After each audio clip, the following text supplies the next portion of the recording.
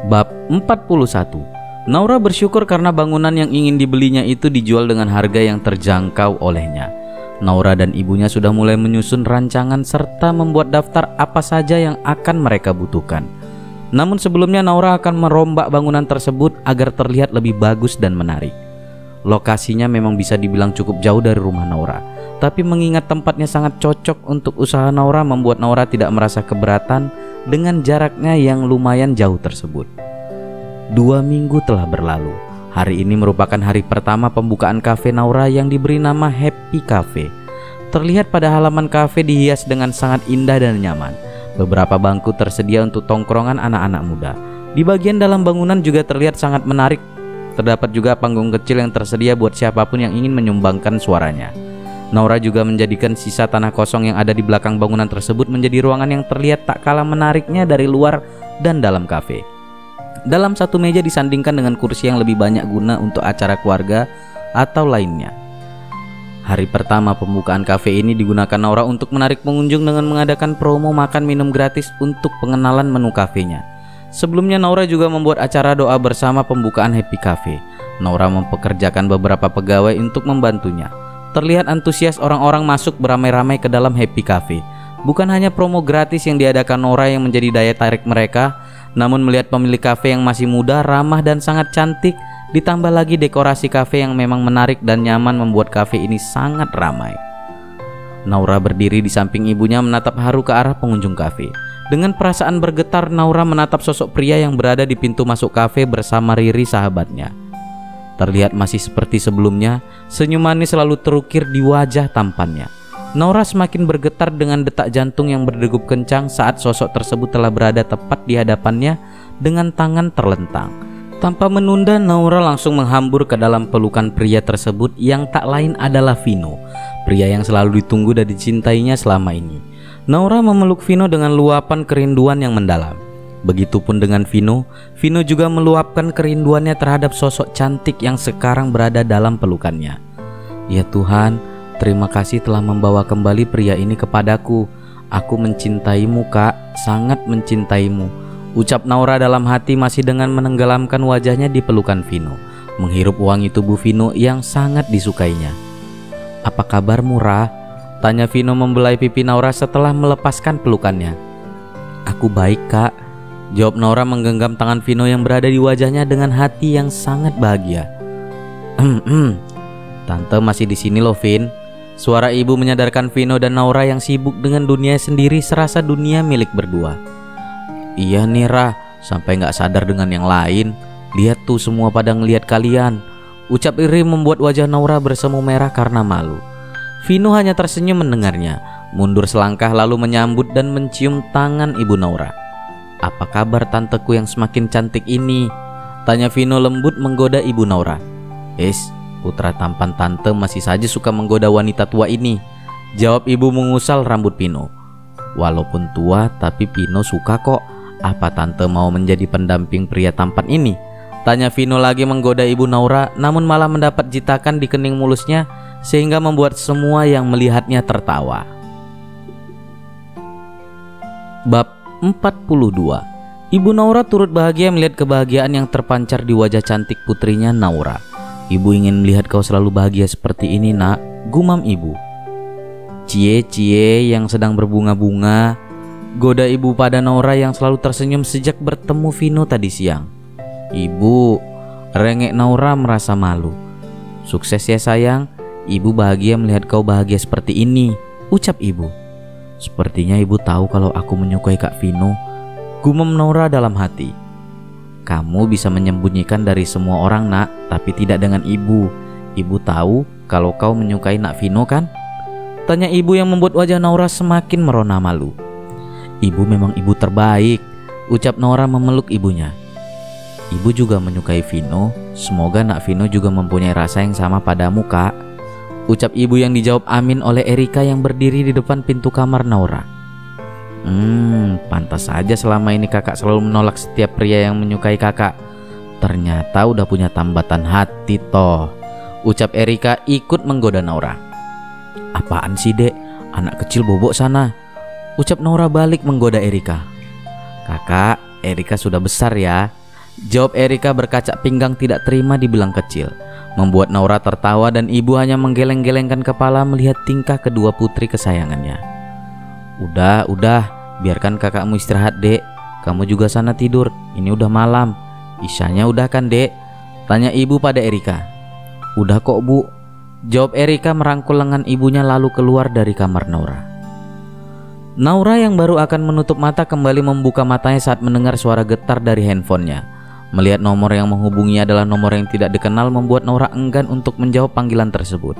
Namun sepertinya sang penelpon tidak akan berhenti sebelum Naura menjawab teleponnya, sehingga dengan malas Naura menjawab panggilan tersebut. Assalamualaikum. Sapa Naura? Waalaikumsalam, Ra. Jawab seseorang yang sudah Naura tebak siapa pemilik suara lembut tersebut. Naura sontak bangun dan duduk di ranjangnya. Lagi-lagi Naura merasa jantungnya berdetak lebih cepat setiap berhubungan dengan apapun menyangkut Vino. Kak Vino?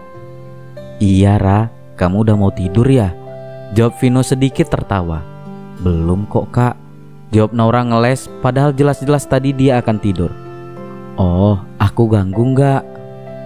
Enggak kok, Kak. Kakak masih menyimpan nomor aku. Masih dong, Ra. Masih tersimpan rapi di handphone aku semua tentang kamu. Jawab Vino membuat Naura semakin grogi dengan wajah yang bak kepiting rebus. Untung saja Vino tidak dapat melihatnya. Kalau kakak masih menyimpan nomor aku, kenapa selama ini tidak pernah sekalipun menghubungi aku? Pertanyaan yang selama ini bersemayam di kepala Naura akhirnya terlontarkan juga. Vino terdiam sejenak mendengar pertanyaan Naura. Vino bingung harus menjawab apa.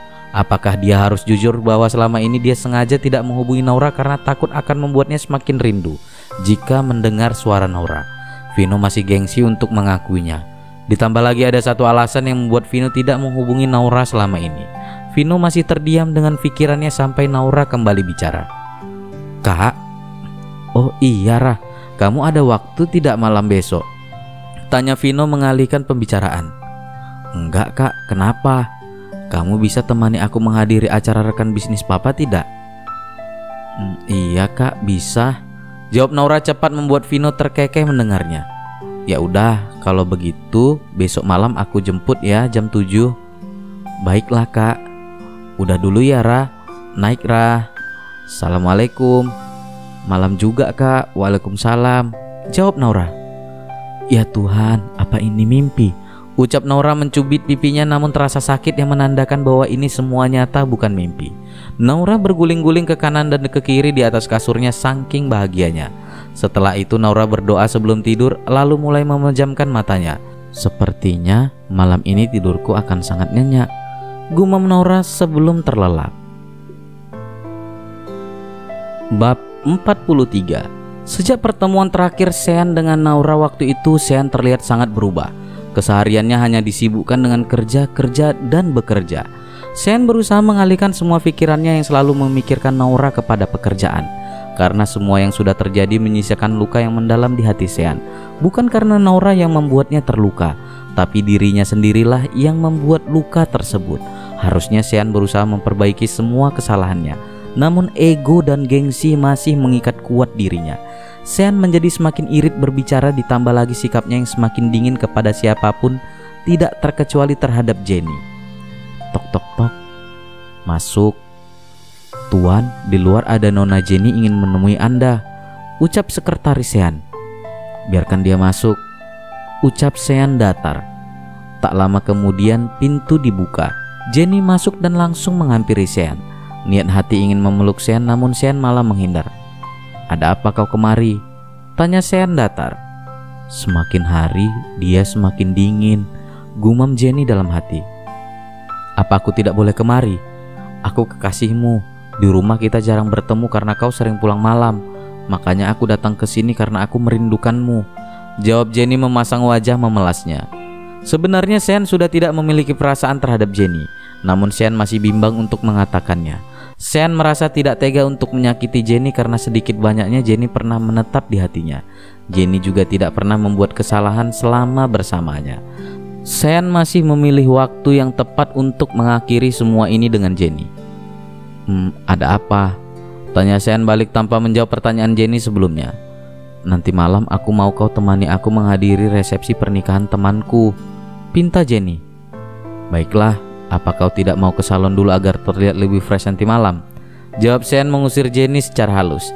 Jenny yang tidak mengerti maksud sesungguhnya Sean menjadi senang karena merasa Sean perhatian kepadanya, membuat Jenny sontak mencium pipi Sean yang tak siap untuk menghindar. Setelah Jenny pergi, Sean masuk ke dalam kamar mandi lalu mencuci wajahnya untuk menghapus bekas kecupan Jenny di wajahnya. Entahlah, Sean merasa saat ini dia tidak ingin disentuh oleh siapapun. Ya Tuhan, kenapa aku segugup ini? Rileks Ra, jangan sampai orang-orang mengetahui kalau kau gugup, apalagi kalau sampai Kak Vino tahu, gumam Naura. Kak, itu Kak Vino udah di depan, ucap Erika dari luar pintu kamar Naura. Pria dengan postur tubuh atletis itu terlihat sedang asik bercanda dengan ibu Naura. Dari belakang sudah terlihat penampilannya yang sangat menawan, apalagi kalau dilihat dari depan. Naura yakin pasti semua orang akan terpesona dengan ketampanan pria yang menjadi pujaan hatinya ini. Naura menghirup udara sebanyak-banyaknya sebelum menghadapi Vino. Kak, sudah lama menunggu ya? Tanya Naura yang sudah berada di belakang Vino. Mendengar suara Naura sontak membuat ibu dan Vino menoleh. Hening sejenak, mata Vino dan Naura saling tatap sama-sama mengagumi penampilan masing-masing. Naura terlihat sangat cantik menggunakan dress model Sabrina berwarna marun yang sangat cocok dengan warna kulit putih mulus Naura. Naura membiarkan rambutnya terurai namun mengkerli sedikit bagian bawah rambutnya. Wajahnya juga dipoles sedikit namun tetap terlihat natural. Walaupun penampilannya terbilang sederhana, namun tetap saja aura yang terpancar dari diri Naura terlihat sangat mempesona bagi siapapun yang melihatnya. Vino masih terkesima dibuatnya. Hatinya berdesir dan jantungnya seperti menari-nari. Untuk kesekian kalinya rasa ingin memiliki muncul ke dalam hatinya. Baru aja kok, jawab Vino bersikap tenang. Setelah berpamitan kepada ibu Naura, Vino dan Naura masuk ke dalam mobil. Namun sebelumnya Vino membukakan pintu mobil untuk Naura. Semoga cintamu tidak bertepuk sebelah tangan, Kak, gumam ibu yang masih terus memandang mobil Vino yang mulai tak terlihat.